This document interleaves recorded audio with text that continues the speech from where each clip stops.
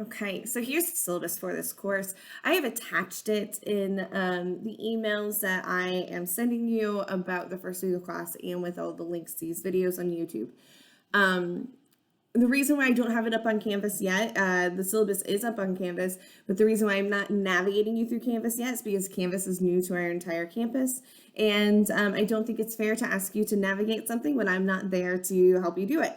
So we will do that on next week when we are face-to-face in class. Okay, so anyways, I wanted to go over this with you, send you a video about the syllabus, and then, if you have any questions, you can email me.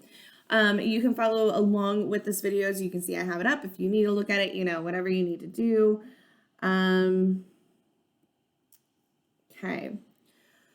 So at the top, you're going to see our information regarding this class, such as our start date and our end date. Our room, we are Wood Hall 106, and we meet on Tuesdays and Thursdays from 10 a.m. to 11:15 a.m. There is my contact information. There's my office phone number, my email address. Please, if you have anything that you need to reach out to me and it's like in between classes or whatever, please email me. I am very pretty attentive to my emails. So just email me. That's going to be one of the best ways to contact me outside of the class. There is my office room. I am in Wood Hall at the second floor, room 253. And my office hours are Mondays and Wednesdays, 1 p.m. to 2:15, and Tuesdays and Thursdays, 11:30 to 12:45. If I am not in my office during my office hours, I will have something posted on the door telling you where I am, where you can find me, okay? If there is not something on the door and I am not in there, give me about a couple minutes because either I've run to go get something from the printer or something like that. And if it's been a few minutes, I'm still not there, send me an email because I will email you back and let you know where I am.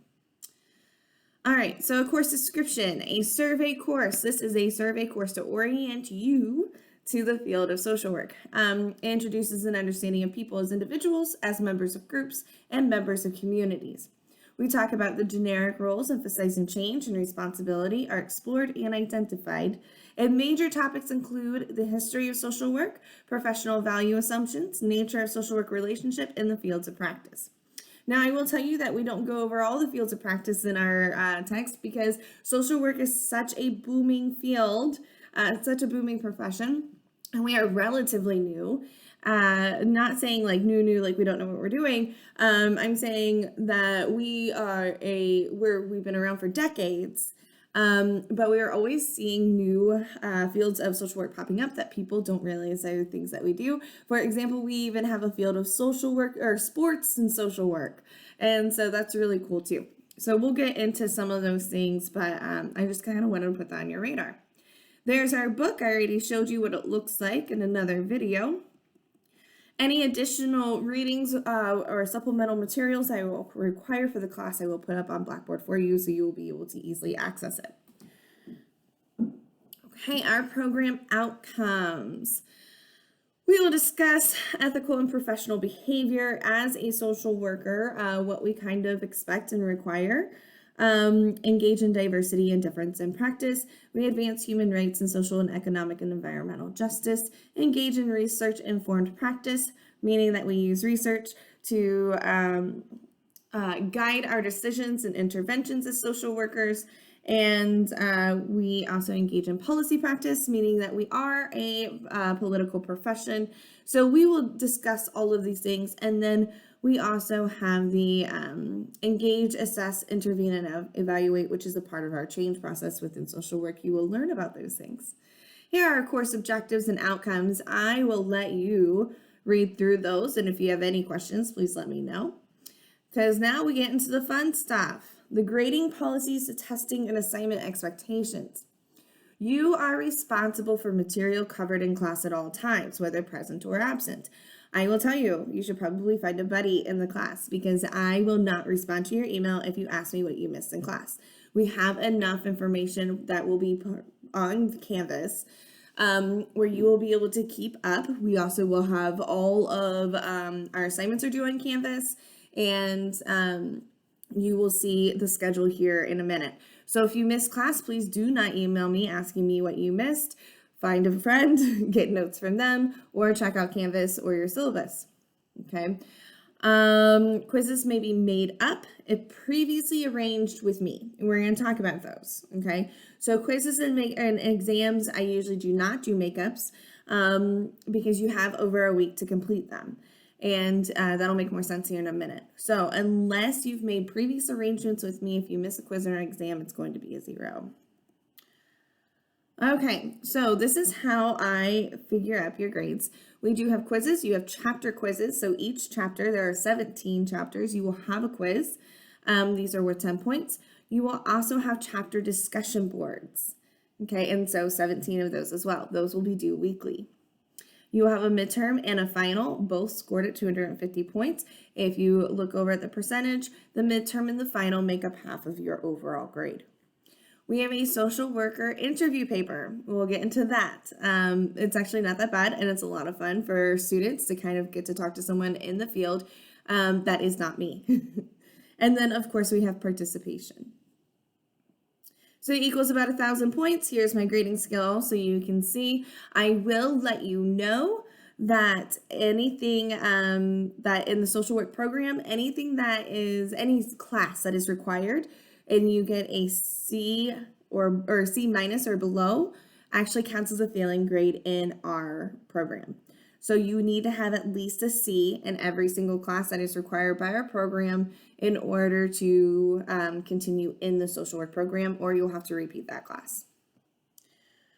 Okay, so chapter quizzes, you will take a quiz on all the chapters in your text. The required text has been selected for its thorough coverage of the material, and the quizzes are from the text. I'm going to say directly. They come directly from the text. And also, I will say that nobody's quiz, no one has the exact same quiz. I've created a pool of questions, and each quiz is randomly chosen from that pool of questions. So each student will have a different quiz. I will also say, though, that these quizzes are going to be a great study guide because I take the pools from each chapter of those questions and I put those together to create your midterm and your final. And so then you could have the possibility of having some of those quiz questions on your midterm and final. These quizzes are timed. They are timed to where you have about 2 minutes per question, and there are 10 questions on each quiz. So you'll have about 20 minutes for each quiz. Let's see here. Check your syllabus for the due dates for each quiz, and for when feedback will be available. Your quizzes are graded automatically, so you will know your score as soon as you take it. There may be more than one quiz due in a week, so you need to check your syllabus for that schedule, and I will tell you that there are. There are a couple weeks where we do have more than one quiz and discussion board due in 1 week. If you procrastinate, that's your choice, and it is also at your own risk. If you are taking a quiz and it is 11:30 at night on the day that it's due, so that would be a Sunday, and your computer crashes on you, well, sorry. So just be mindful of your time. Also, be mindful of your internet connection. Be mindful of your surroundings, so that way when you sit down to take a quiz, you can finish that quiz because you cannot go back. Okay. Midterm and final, I kind of already mentioned that. I have those listed in the syllabus of when we will take those. Yeah, it's on campus. They are online, however, we do take the final in class, just on the computer in class during our final allotted time. The midterm, you do have a whole week to complete. It is also online, but the final, you will be in class, sitting in class during our final times that is scheduled and taking it on the computer. Our chapter discussions, I want you to listen closely because I always have to remind students on how to do these and what are the expectations. So our chapter discussions, there will be chapter discussions for each chapter that you will complete on campus. Like I said, there's 17 chapters, so you'll have 17 discussion boards. You have to write a collegiate response for each prompt. What I mean by a collegiate response is that there's coherent sentences, it's on topic, and it brings information. We want information into this discussion. It is not just opinion-based. Each discussion prompt you will have an opinion on. I mean, we're humans. We always have opinions. Okay, but what you have to do is as you discuss your response to this prompt is you need to support it with evidence, meaning that you are going through and you're finding journal articles that are supporting what you're saying, or it's books or something like that, but they have to be peer reviewed. It cannot be Google, it cannot be Wikipedia. It has to be a peer review, meaning it comes from a scholarly resource. Okay. But you have to support your evidence. So you have to have at least one citation in your discussion prompt response.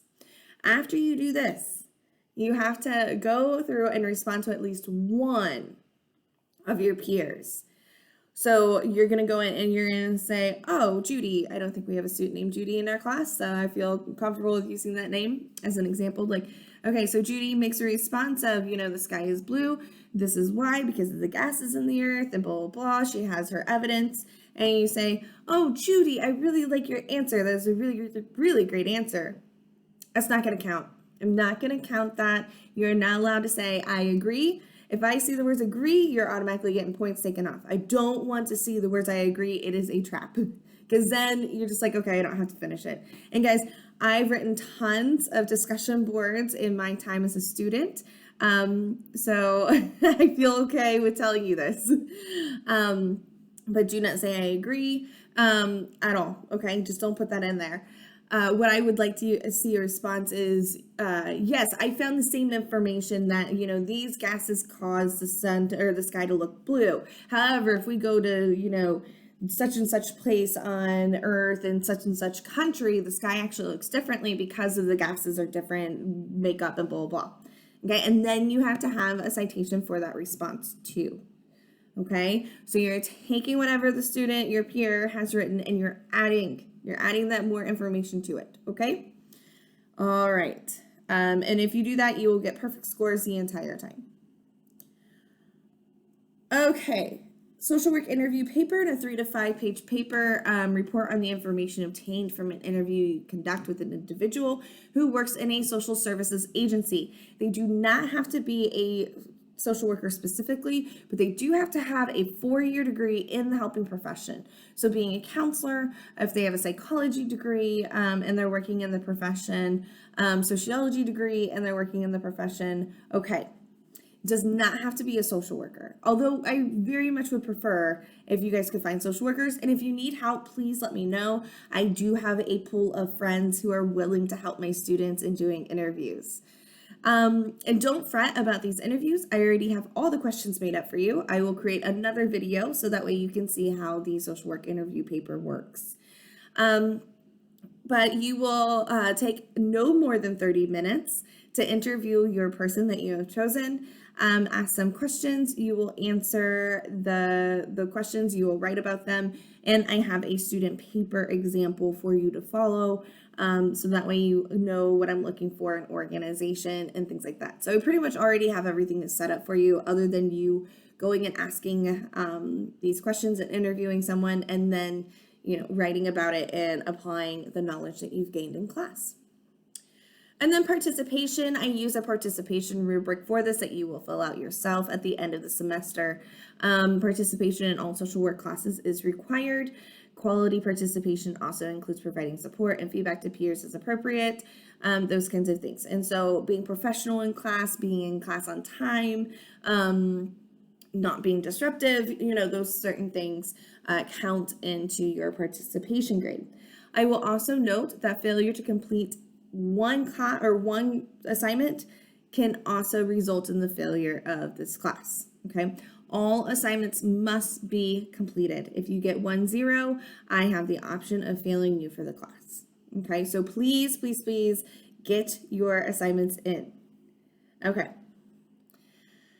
So assignment information, you'll see all of this. I mean, I feel like it's pretty standard for most classes, but penalties will be assessed for late penalties will be assessed for late submissions of assignments Each day the assignment is late, 5 points will automatically be deducted from the assignment grade. I will also let you know that if you were late on your discussion boards, you will see me put a 0 if it hasn't been turned in. And if you do turn it in, let's say it's 2 weeks late, I've already submitted the grade, and you decide to go ahead and go back and do it, it's not going to count anyway because it's way too late. You wouldn't get the points.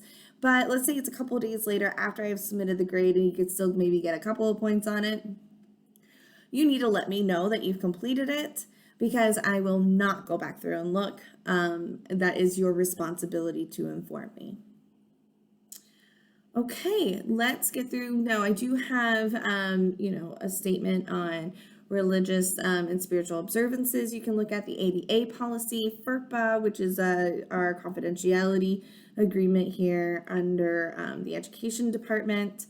Our mental health statement. If you need any assistance with mental health, please let me know. We do have free counseling here on campus, and we have a pretty amazing counselor. There is the academic dishonesty statement, which please refer to the student handbook. Let's get into our schedule. So this is week 1. I know this has been a long video already talking about our syllabus, but we are, week 1, class is online and going over the syllabus and chapter 1. You will see that I have our quizzes 1 and 2. They don't open until September 2nd. And that is so that way we have some time to get through and get more comfortable with Canvas before I have you do any assignments on Canvas. So this gives us a week and a half to kind of go through and get comfortable and, feel good about that. So that's why I pushed the quiz 1 back a little bit. So your quizzes 1 and 2, your first assignments, aren't due until September 9th, okay? You will see your discussions are due then as well. If I were to suggest with the discussion boards to make sure that you are able to get those completed as you need, if we all as a class don't respond, they're due on Sundays at 11:59 p.m. So if we all wait until Sunday night at 11 o'clock to do our discussion boards, guess what's not going to happen? We're not going to get in our responses because there will be nothing to respond to. My suggestion is to take the initiative and go ahead and get those discussion boards in before Wednesday of that week. That way you've got some time and your peers have time to go through the discussion replies and be able to make a response to one of your guys' peers. So that yes, that does mean getting into Blackboard for my class about 2 times a week, at least. Okay, but trust me, it's easy. All right, so again, you're going to see where I have listed where discussion boards are due, when quizzes are due. All right, here you will also see the chapters that we are covering for the week with the information of little baby highlights of what that chapter is going over. And so we continue and continue. You'll see here that October 8th, we do have our midterm is over chapters 1 through 9. I do have it listed as being on that Tuesday. However, what I do is I open up the midterm on a Monday and you have all the way into the following Sunday to complete it. So even though it hasn't listed there, that is really just for your mind's eye to see that that is when our midterm is going to be due that week. But we will be going over chapter 10 that week and moving on with our curriculum. Okay, and we're going to keep on going. You will see on November 2nd, your social work interview paper is due. Again, doesn't have to be a social worker, just someone in the field. And we will continue. I always like to leave a little bit of time at the end, just in case we run out of time or running short on time. We have a couple of extra classes to make up for any content material that we have not covered yet. Or I also like to use those last few days if we have gotten through the content to show documentaries. And so that way we can apply some of the theories and concepts that we've learned in class to those documentaries. So, and then you will see that our finals listed Tuesday, December 7th from 11 a.m. to 1 p.m. It will be in Woodhall 106. You do have to be there for that, okay? That's when we will take the exam. You will take out a computer in the classroom. Okay, if you have any questions or anything like that, please let me know. That is the end of the syllabus. And again, email me with any questions.